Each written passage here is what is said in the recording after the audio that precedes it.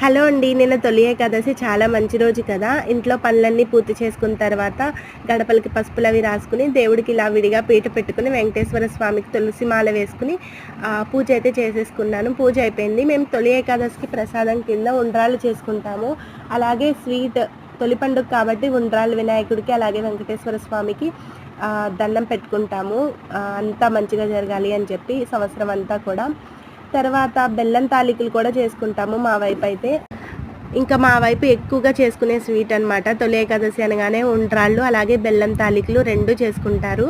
అంటే వరిపిండితో చేస్తారు కదా, బెల్లం పట్టి. కొంతమంది పంచదారతో కూడా చేస్తూ ఉంటారు. ఇదే వినాయకుడికి ఇష్టమని వినాయక చవితికి కూడా చేస్తూ ఉంటాం కదా. మీరేం ప్రసాదాలు చేశారు? ఉపవాసం ఉన్నారా లేదా? దీని ఫుల్ వీడియో కావాలంటే ఛానల్ నేమ్ కింద ఉంది చూడండి, లింక్ చెక్ చేసి సబ్స్క్రైబ్ చేయడం మర్చిపోకండి. Thank you so much.